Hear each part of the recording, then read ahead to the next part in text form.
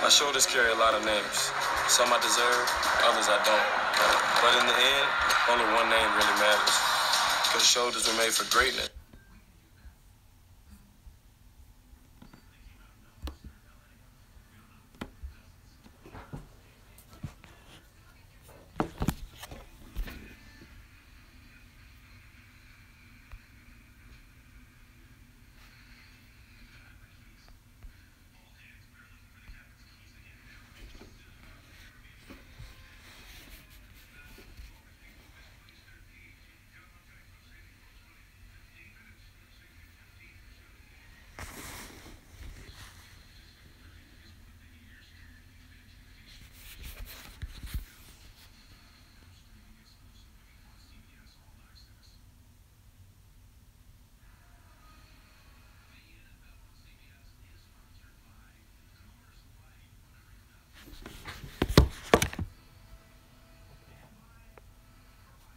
All right, so deism is the belief that like God is the watchmaker. He put the world in motion, and let the natural laws of the world, work it out. So, he's not watching us over, watching over everybody every single minute of the day. He put the world in motion, and then we're supposed to figure it all out.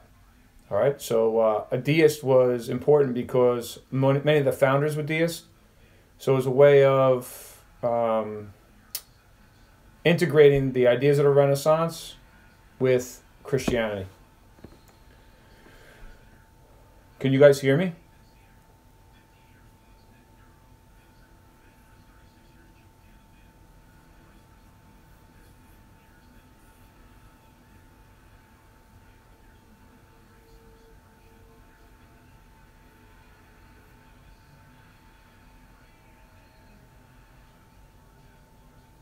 Okay, good.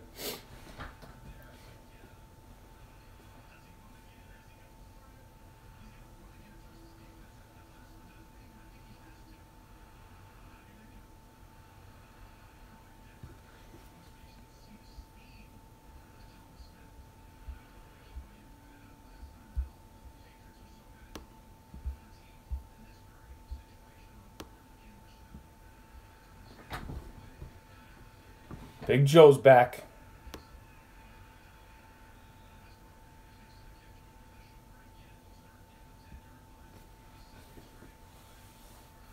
You don't have the votes, Joe.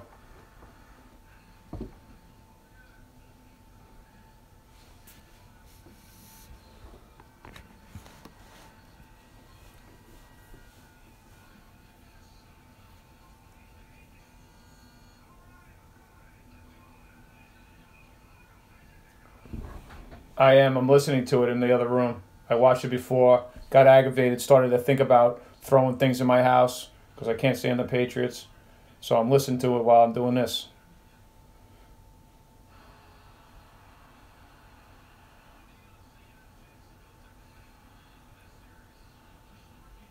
You don't have the votes, Joe.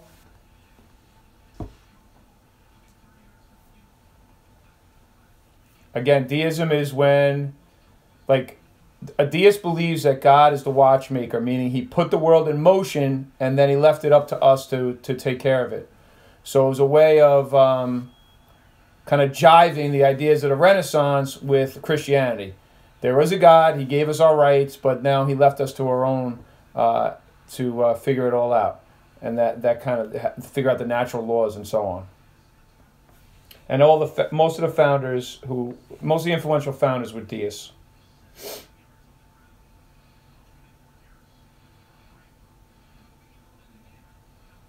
You don't care, Avery.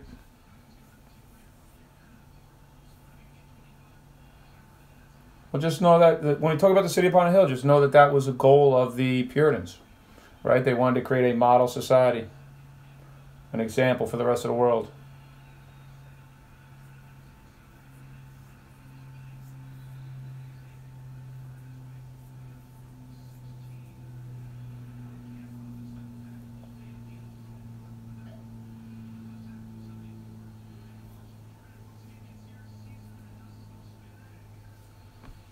What kind of teenage kid goes to meat farms?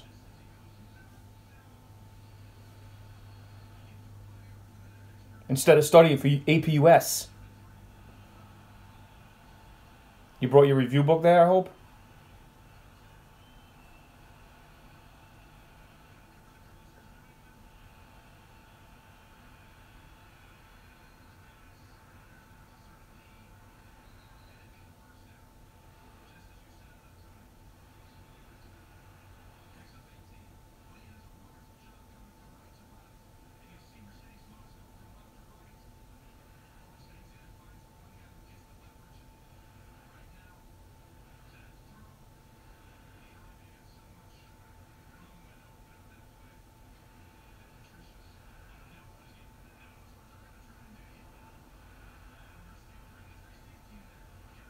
Great question. If you think about the differences between the Federalists and the Republicans during the Washington administration and during Adams and Jefferson, it's like a flip. The Republicans now represent more of what the Federalists believed in originally, and the Democrats represent what the Jeffersonian Republicans believed in. So when we think about the Democrats, they were for the common man, they were for limited government, they preferred the state governments, they were more strict constructionists. So that's what Jackson represented, right? He was the champion of the common man. He wanted to weaken the federal government at the for the role of states. That's why when we did the nullification crisis, it seems like he's going against his own principles. All right, so that's what you got to remember about him. And yeah, for the common man, I said that. All right. There you go, Frankie. That's why you get bonus points per man. Taylor gets nothing. You get bonus points.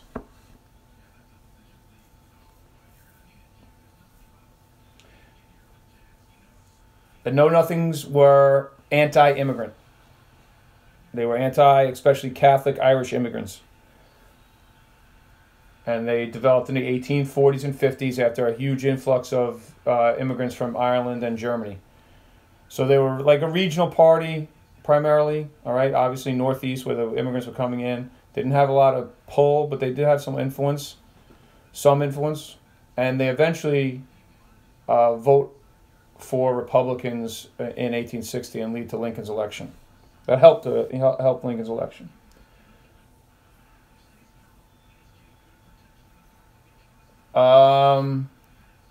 Well, the Fifth Amendment allows. Dred Scott said the Fifth Amendment allowed you to bring your slave wherever you wanted to go. So it really is a result of the Dred Scott decision. The main difference between Garrisonians and abolitionists before them is the Garrisonians went directly to the people, right? They were more democratic. They used emotional terms. They were immediatists. Abolitionists prior were primarily gradualists. They wanted the gradual emancipation of slaves. Garrisonian abolitionists or radical abolitionists believed in the immediate end to slavery.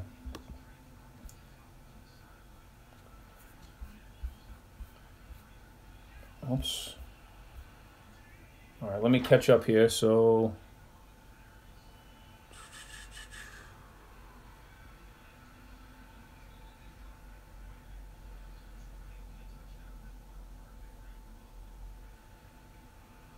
let me see what's up here. Hold on a sec.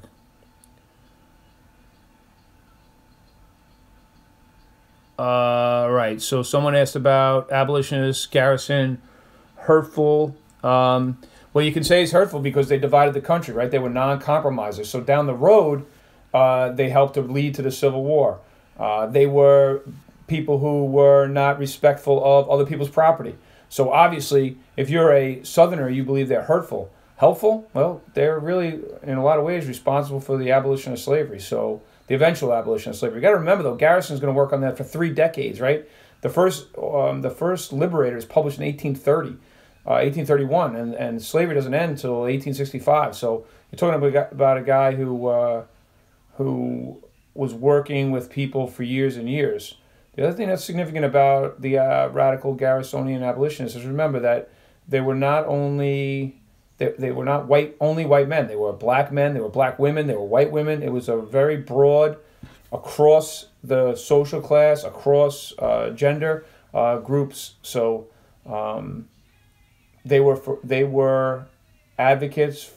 They were of all different types. So it's too easy to just say they're white men. They were not. They were white men. They were white women. They were black men, black women, all involved, right? Frederick Douglass, David Walker, Sojourner Truth, Harriet Tubman. All right, good. I think we did a good job with that. Let me just look at the rest of this stuff here.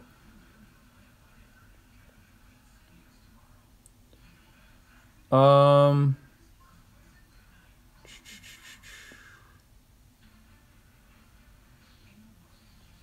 Shakers were one of those communitarians. I mean, one of those utopian societies, right? Primarily upstate New York. And they believed they were trying to create a perfect society. They were celibate, so they had separate separate buildings for men and women. But it was another attempt at a utopian community. Grew in size in the 1840s as a result of the other antebellum reforms and the communitarianism that was growing at that time in reaction to the market revolution. Melissa, I didn't skip your question. Oh, I didn't know what that question was. Antebellum reforms? I mean, again, concentrate primarily, when you talk about antebellum reforms, concentrate primarily on the abolitionists, the radical abolitionists and Garrisonian. I didn't mean to skip your question. Jeez. During the Civil War, what the territories did they fight or stay out of it? Depending on where those territories were. Remember, there are not a lot of people in the territories. All right, so you don't have to worry about that. The Quakers, I don't really worry much about the Quakers. Just remember, they were religiously tolerant. William Penn, Pennsylvania. Remember, Pennsylvania is a proprietary colony. It was given to the Penns. So William Penn came, tried to create a religiously tolerant society in Pennsylvania. And the Quakers are early abolitionists prior to the Garrisonians. And they were gradualists. And they tried to go through the Republican forms of the system, right? They tried to petition. They tried to go to court and things like that. No idea who Johnny Appleseed is. And Shakers didn't shake. Correct. No shaking going on. Dana is Johnny Appleseed? That's really sketchy, actually. How was Jefferson's election and presidency considered a revolution? Revolutionary in that it was the first time that a Republican became president, right? So it was the first switch in parties. Jefferson believed it was a revolution because the people had kind of, not only that, but the people had, I guess, overcome, taken over the government in a sense, right? Because the Federalists were considered the party of the rich and the elite, and now they were no longer in charge. But the question really is about how revolutionary was Jefferson, right? Jefferson's presidency. Did he act like a Republican? In some cases he did, but for the most part, he kept all the Federalist economic pieces together except for the excise tax. He didn't destroy the bank. He purchased Louisiana using implied powers. So you can say he didn't really act as a Jeffersonian when he was president. That's really what the question's angling towards. Just when we talk about the labor systems, right? Yes, you would talk about indentured servitude to slavery, right? So what are the 3 reasons for African slavery? One is Bacon's Rebellion. Bacon's Rebellion leads to people saying that indentured servants are unstable labor force and going to be unstable in the future. The global trade with respect to triangular trade that we talked about in class, right? The slaves went to the Caribbean first, and then kind of up the north, up the North American coast, and then back to Europe. And economics, right? That slaves became more readily available, so they were cheaper now. Prosperity in America, prosperity in England lowered the amount of indentured servants available, so all those kind of led to slavery in America.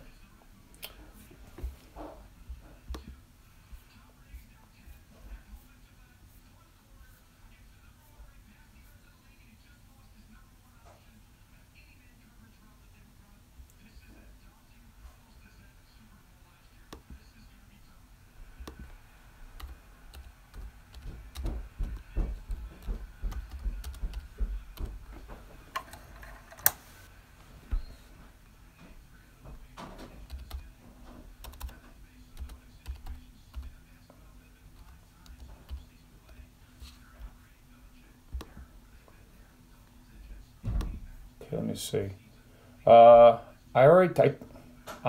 turned the lights on, Ashika. Oh boy.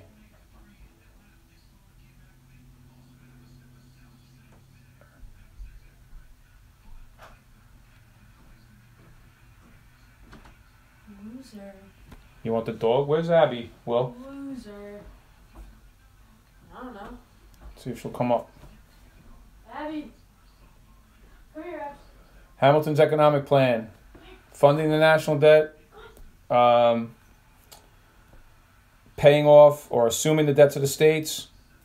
The Bank of the United States. The excise tax on whiskey and the tariff. All right, and remember that assumption of the state debts and the bank are the two more controversial pieces, because it was gathering more power in the federal government, and the Bank of the United States because it was the use of the elastic clause, and also the bank itself. The structure of the bank was also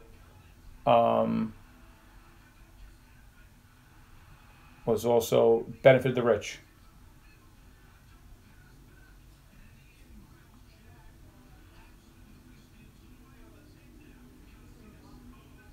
Hold on, I gotta watch the game. What happened here?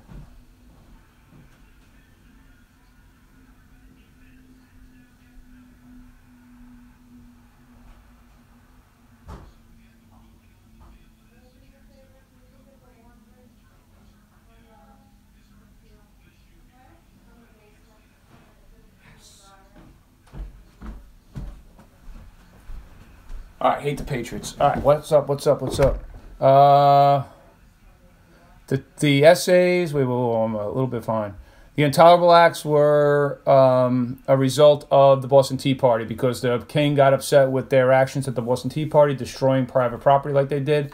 He passed what the Parliament called the coercive acts, what Americans called the intolerable acts. It included closing the port of Boston. That's in response to the Boston Tea Party. What type of essays are we writing? They're long essays, but remember, you're only going to have about 30, 35 minutes to do those essays, so make sure you structure it the way we talked about in class. Make sure you write a thesis statement. Do the best you can with developing the context and the thesis, and then from there, make sure what you're writing about, you have specific historical details in the essay.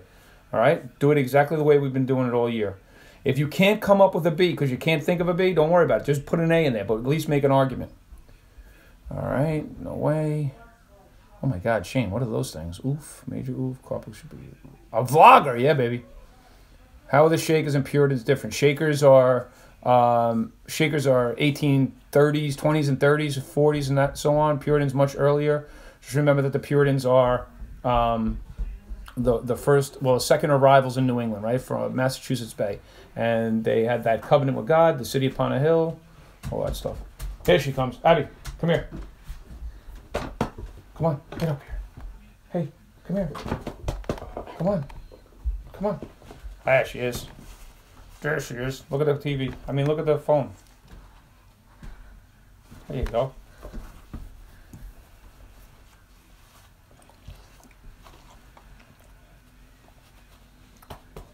All right, what's wrong? You don't want to play anymore? All right.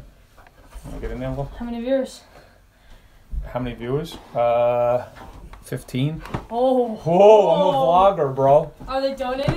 They're not donating, no. I'm a vlogger. I hate you.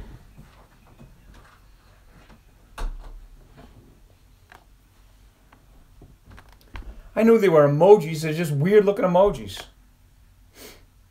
Virginia and Kentucky resolutions. The first kind of theoretical framework for nullifications, right? After the passage of the Alien Sedition Acts, Jefferson and Madison write the Kentucky and Virginia resolutions, and they say to protect the people in the states, that states should be able to nullify laws. Becomes more of an issue later on with the nullification crisis and the tariffs and during the Jackson administration. So it's this idea that the states have the power to nullify federal laws that they believe violate their rights.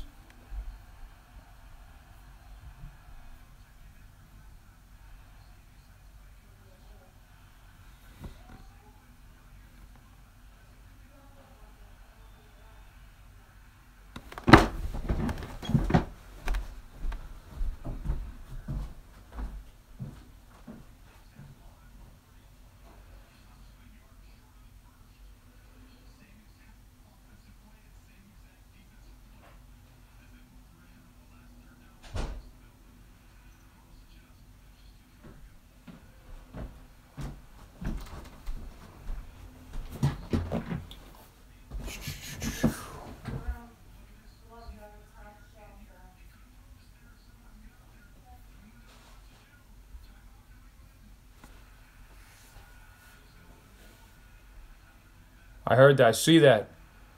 Rip is right. I hate the Patriots. I keep going back to watch the game.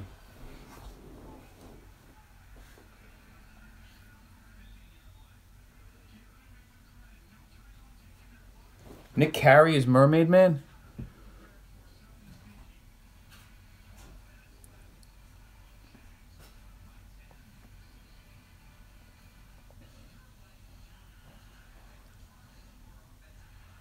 There we go. Jags for the win.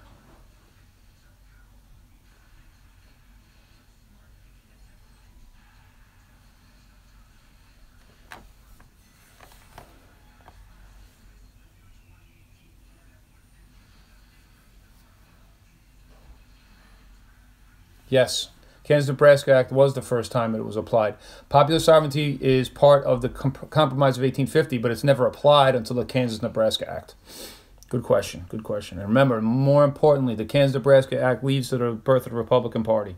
And the Republican Party is all about not allowing slavery to expand. So after the Treaty of Guadalupe Hidalgo and the Mexican Cession, you know, that's when all these issues start popping up with respect to how are we going to deal with the expansion of slavery? What are we going to do as these new states want to enter the Union? How are we going to deal with it? And that leads to a whole host of more problems, right? Compromise of 1850, Kansas-Nebraska Act, and eventually Dred Scott, because Dred Scott has to do with the idea of free and slave as well. John Brown's raid at Harper's Ferry was an attempt by Brown, who was a white abolitionist, to lead a slave revolt. He was successful in a sense, right? Because he wanted to rob this armory of these weapons and then hand them out to the slaves, and then hopefully the slaves would, lead a rebellion in the South. It doesn't get anywhere, but it really helps to divide the nation even further, right? I mean, Brown is considered an extremist to a high degree, right? He's how do you say it? He's taken it one step further than anyone thought it could go. And like Frederick Douglass said, he was willing to die for the slave. So he's caught in his attempt to rob the army. He's caught, and he's put to death for treason. All right, but it's the real violence is now the norm. Not the norm, but the violence is continuing, right? You had Bleeding Kansas, you had the Sumner Brooks, now you have a white man planning on giving black men weapons to kill other white men. So the Southerners are fearful of what's going on in the North, and the the power of radical abolitionism has grown to a point where they're scared now. Essay topics, I'm not telling you the essay topics, but I would stress going over some of the more recent stuff, and I would also make sure you understand those last two questions at the bottom of that review sheet. How successful are the antebellum reforms? Good question. Some more successful than others, none of them completely successful. Abolitionism, the most important one, though, right? Because abolitionism is going to lead to a whole host of radical abolitionism. Garrisonianism is going to lead to a whole host of other things. And a lot of the other reforms are kind of put on hold as people fight for the freedom of the slaves, especially women's rights, right? Women's rights time takes a back burner. Many of those women's rights advocates join the abolitionist argument, advocacy. The settlers were originally allowed to move, and then after Pontiac's Rebellion, where the Indians rose up and tried to stop the settlement, that's when the British issued the Proclamation of 1763, signaling the end of salutary neglect. The test breakdown, I think it's 24 or 25 multiple choice questions, 2 short answer, and 1 essay where you get to pick from 2.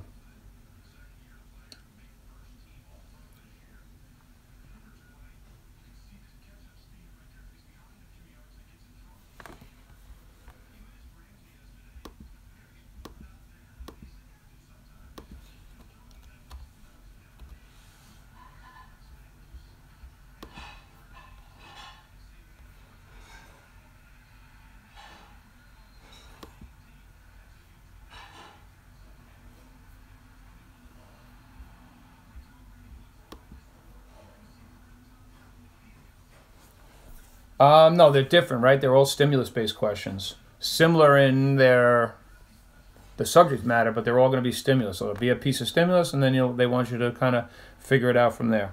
The answers aren't specifically in the stimulus, right? They're going to discuss a general topic, and then from there you're going to make some.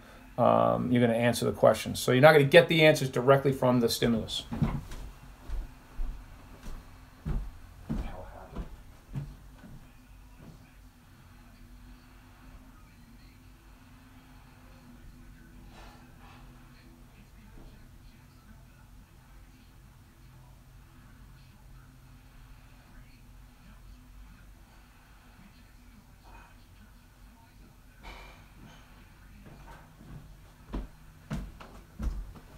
Hate the Patriots. What else is going on? Okay, we're still on the same spot.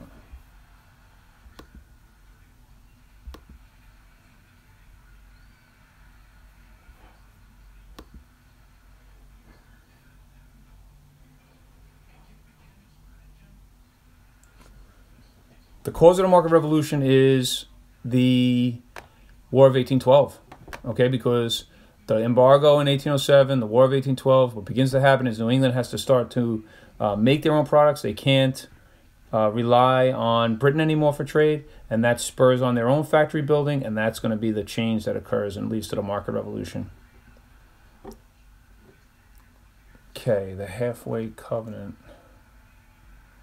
Just make sure I got this. Right. The halfway covenant. It was like a halfway membership in the church, in the Puritan church, because a lot of people were not able to join, right? Because they didn't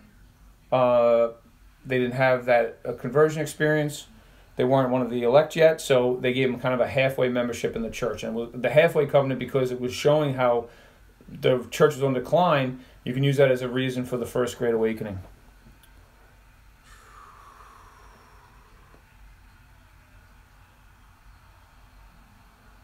God, I hate the Patriots.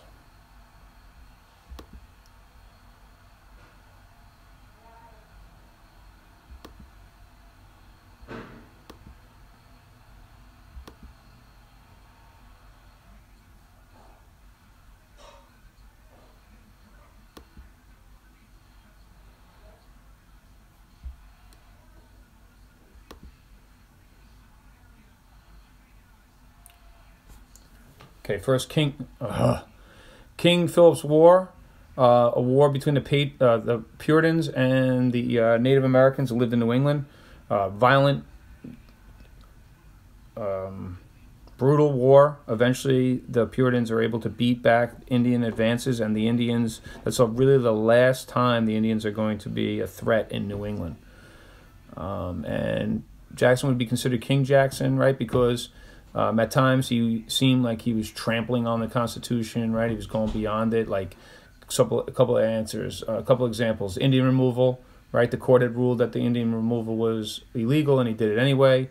And the bank veto, right? The bank veto because other presidents had passed it, other Congresses had passed it, and now he was vetoing the bank and destroying the bank by removing the deposits and putting it in his pet banks. So those are some of the reasons why he would be considered King Andrew. And he used the veto an awful lot of times, right?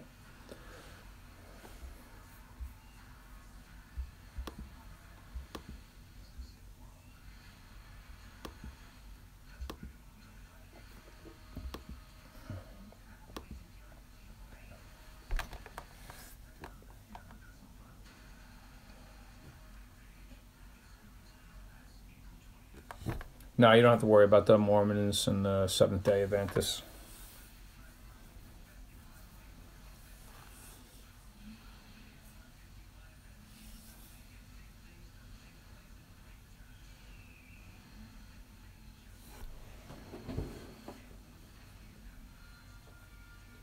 Jeffersonian principles and Jacksonian principles, basically the same thing. Strict construction, the common man, state rights as opposed to the federal government, limiting the power of the federal government. Jay's Treaty and the XYZ affair. You don't really have to know it. Just remember that Jay's Treaty was seen as being overly generous to the British, and the XYZ affair brought the country during Adams' administration closer to war, and that was one of the reasons why Adams helped to pass the Alien Sedition Act. To the impact of the transcendentalism, you can say the reform movements and, most importantly, abolitionism, right? Because if there's any institution in America, the social institution in America at the time that was restrictive of people's rights, it was the institution of slavery.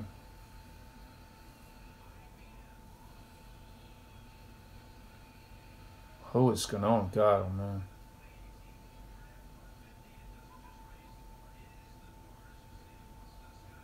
How much time left in the game?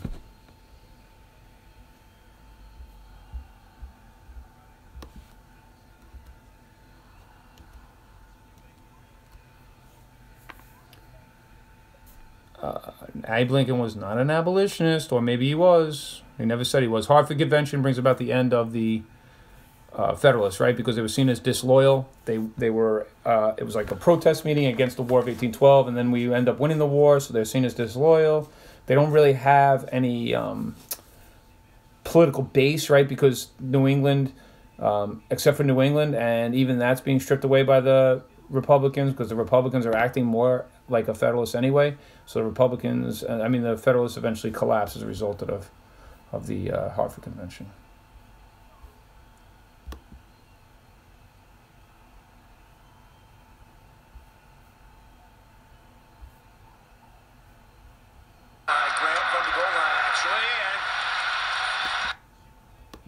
Slater, of course, on him quickly.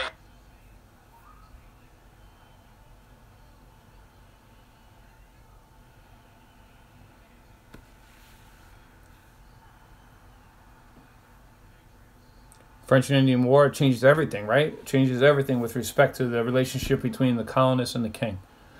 Okay, so after that point in time, because of the huge debt that was incurred by the French and Indian War, and the seeming wealth in America, the crown believes that they need to control and dictate to the colonists by raising taxes and controlling the trade, and this will lead to the deterioration between the two and eventually the revolution. So the French and Indian War changes everything between the relationship between the crown and the colonists.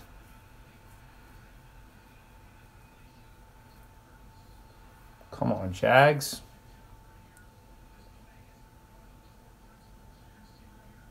Everyone, I guess everyone knows everything and doesn't want to participate in our video, in our vlog.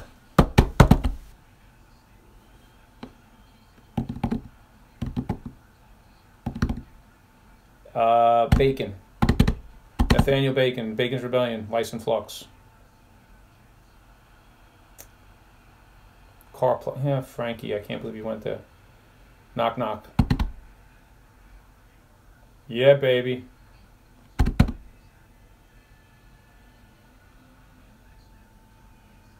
Go Jags. I did send a remind. That's how you guys found this link. Constitutional Congress. Really, it should be the Constitution. Wait, I'm confused. The Continental Congress. The Continental Congress was. There were two of them, first and second one. The first one was a reaction to the Intolerable Acts. The second one was the one that wrote the Declaration of Independence.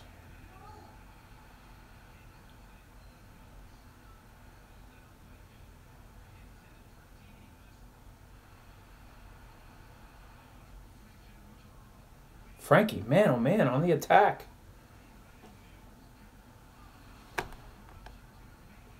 Jacksonian principles were the Democratic Party principles. One and the same thing. Common man, strict construction, less federal power.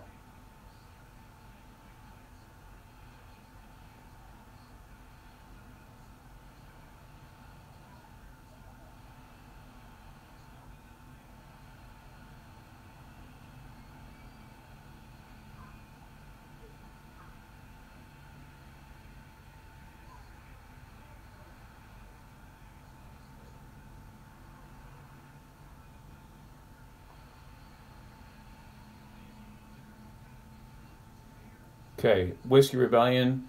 That was a rebellion against the whiskey tax during Washington's administration. As a result of Hamilton's financial plan, Washington sent troops out there to make sure that they paid the tax. That show of force was successful, and in a sense, it was successful because it showed the strength of the new federal government. Eventually, the excise tax is repealed anyway, and then Shays Rebellion. That leads to the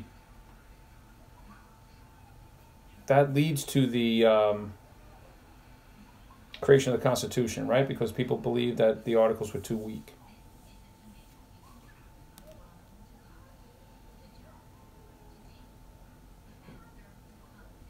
All right, wait. Okay, so the Articles of Confederation. Remember, so the American Revolution, they are fighting against strong government power, so they created a government that was very, very weak at its center. It didn't have a president, didn't have the power to tax, couldn't raise an army. Anything that would be construed as being too powerful, a federal government, it had no power to do. And remember, they were trying to preserve their own individual sovereignty as individual states. So they didn't want to be tied together so tightly, so as they would be under the federal Constitution. And one of the biggest problems with it was economically, as a unit, as 13, they were it was very unsuccessful because they couldn't. There were no, rules to govern interstate commerce. There was no common currency. There was no organization as a national economy because they were 13 individual states. So because of the economic weaknesses, because of the problem, they could not really effectively deal with foreign policy. They couldn't, and their own fiscal issues, right? They couldn't raise money. They couldn't pay their bills. Eventually, people believed that this weakness needed to be corrected, and it was corrected under the Constitution.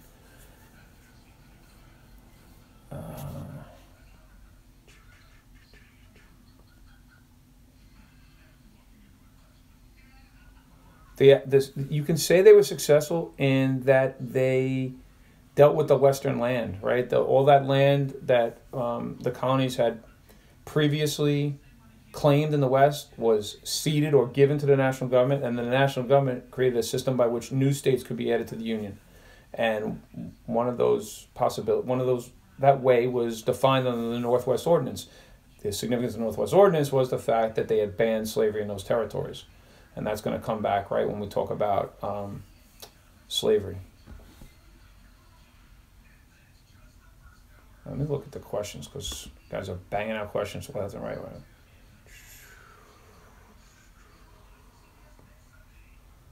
Got the article successful.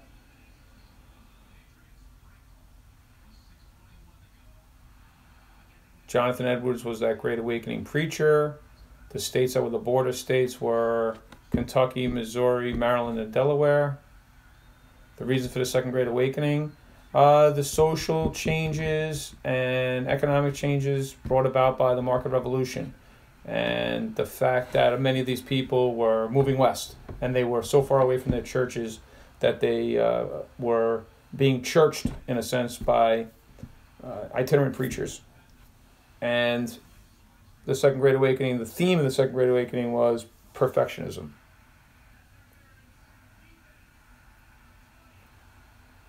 Patriots getting calls now, of course.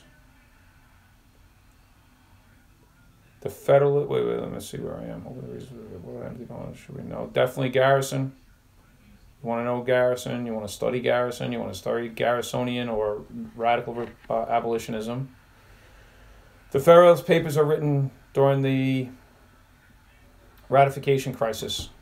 Ratification process. After the Constitution is written, people criticize the Constitution. The Federalists get together and they have John Jay, Hamilton, and James Madison write responses to specific criticisms of the Constitution. They're very effective, and they're used now to figure out what people believed. Those who were responsible for writing the Constitution, what they believed at the time about the Constitution. Habeas corpus, habeas corpus means produce the body, and during the Civil War, Lincoln suspended the writ of habeas corpus, so a person could be jailed by the government and left in prison without any recourse. If you have the writ of habeas corpus or the ability to get a writ, you would have to be seen by a judge. So Lincoln, trying to control the border states at times, would suspend the writ of habeas corpus.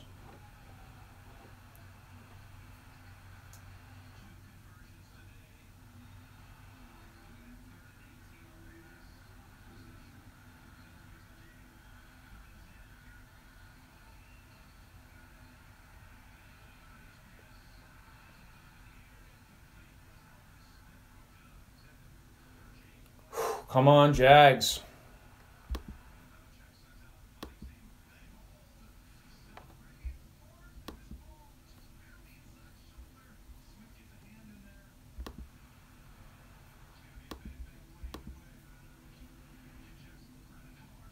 Compromise of 1850. All right, so 1846 to 1848, they have the Mexican War.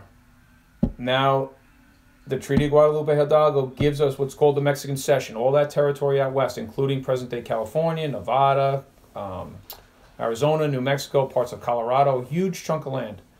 And the first state that wants to come into the Union is California, but they want to come in as a free state. So anytime that's going to be a possibility, now you have to give something to the South. That's the nature of compromise. So the North gets a free state, and the South gets a more strict fugitive slave law. And we talked about the implications of that fugitive slave law, how people were irate and out of their minds and furious about it in the North, right? Because now you were forced almost in a sense to become a slave catcher. So that's why that's so important, that whole period, because what's going on is once you open up all that land, all these other issues arise with respect to slavery. It's not just about slavery anymore. It's about other things, all right? The First Great Awakening, again, was an attempt to try to revitalize religion in New England and throughout the country, really, because it wasn't dying out, but people weren't as interested in it. So Edwards and Whitefield were trying to drive people back into the churches. It's significant because it democratized America, it made everyone. It had a leveling effect. Everyone was influenced by it. It led to education, like the building of universities and colleges, like Harvard and Princeton. And it fostered the idea of the challenging of authority. The Federalist Party died out because the Republicans took a lot of their ideas, and they were seen as disloyal during the War of 1812 because they continually protested against the war.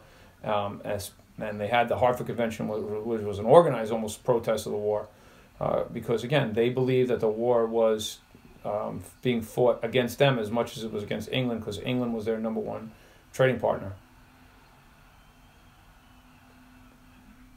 The thing people didn't like about that bank was that the bank was super powerful, or had the most money of any bank. It was the single most important economic force in the country, and it was run by private individuals with government money. So it was seen as something only the rich could benefit from. So it had too much power for a lot of people. Let me see what's going on in the game. Hold on.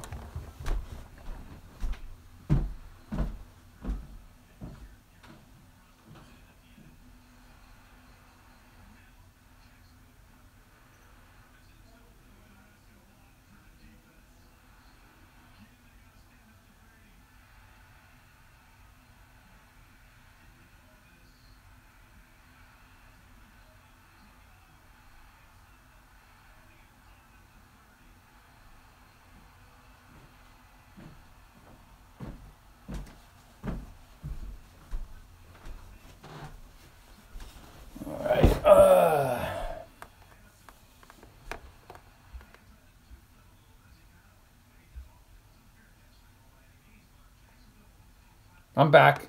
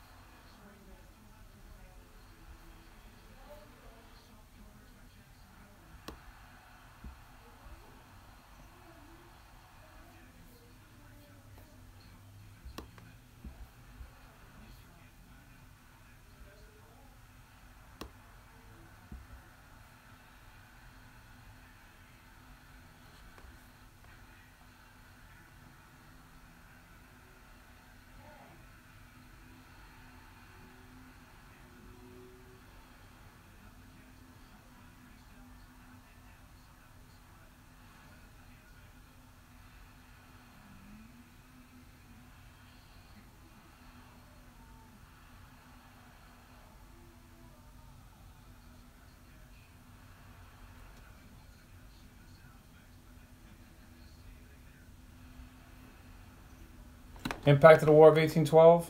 It leads, the Federalist Party dies out, the rise of the market revolution, extreme sense of nationalism, the start of the era of good feelings. Again, the reasons for the French and Indian War is that they wanted to get the Ohio River Valley, right? English settlers wanted it, the French wanted it, the Indians wanted it. And the results is it completely changes the relationship between the Crown, England, and the colonists, because now England needs to pay off its debts, so it starts to tax the colonists, they start to control the colonists, and the colonists feel a sense of betrayal because they had helped win the war, and this kind of leads to a deteriorating relationship that eventually leads to the revolution. I can't go to DQ with you guys. I gotta watch the Eagles game. Fly, Eagles, fly. On the road to victory. Fight, Eagles, fight.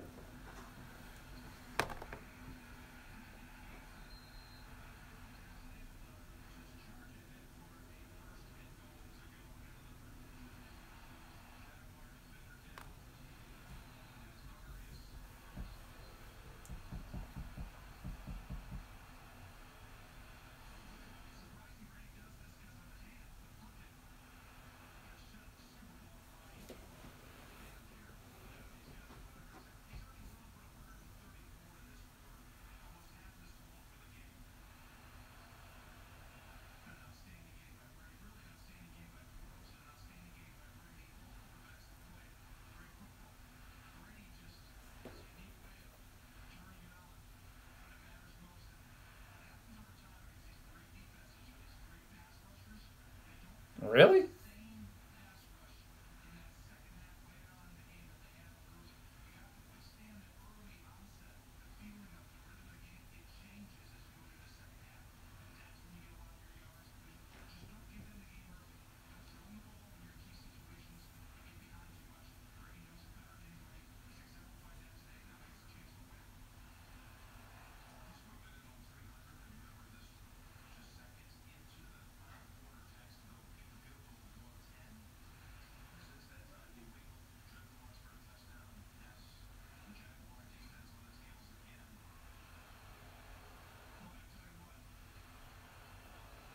No, you don't have to worry about the Salem witch trials.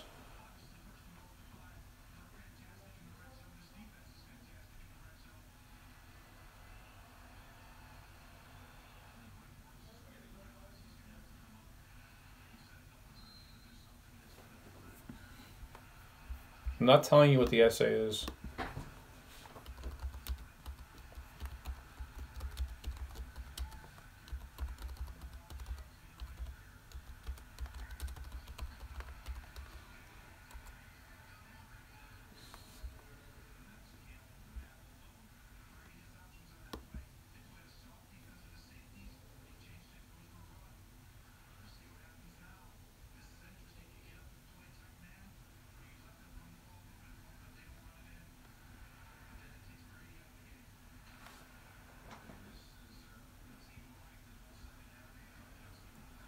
When it comes to Florida, I mean, it's not that important, but Florida, I keep forgetting to answer that question. Florida, after the 7 Years' War, ends up in English hands, but England gives it back after the American Revolution.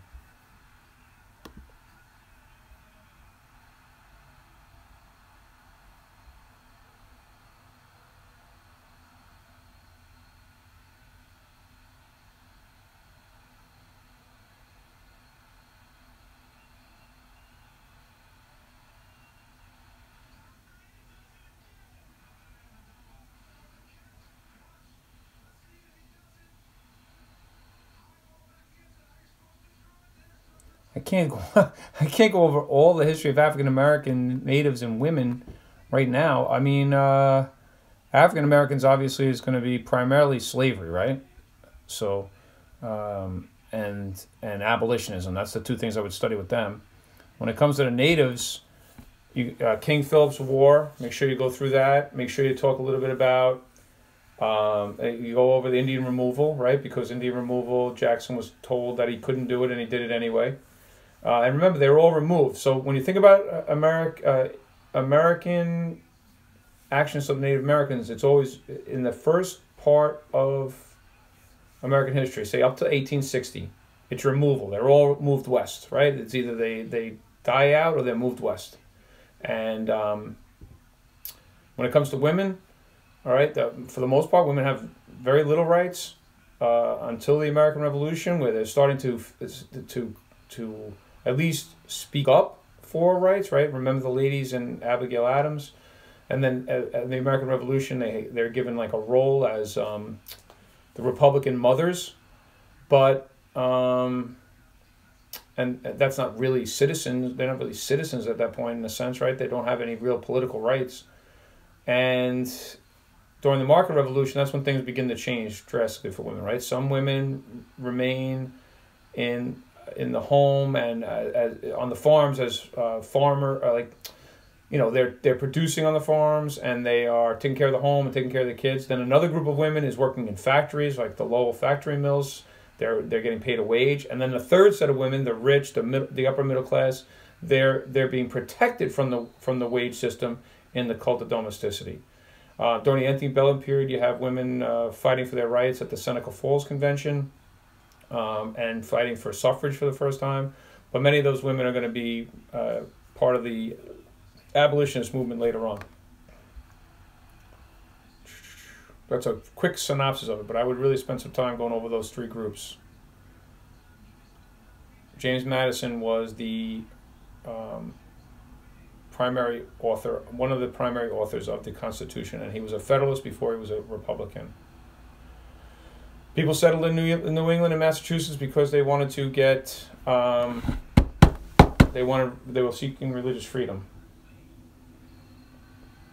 Freedom from religious oppression, I guess you could say.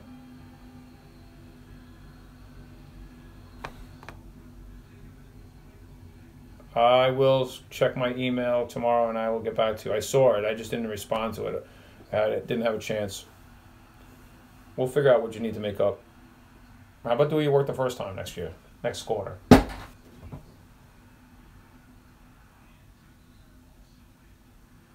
I got to check the game. I'll be right back.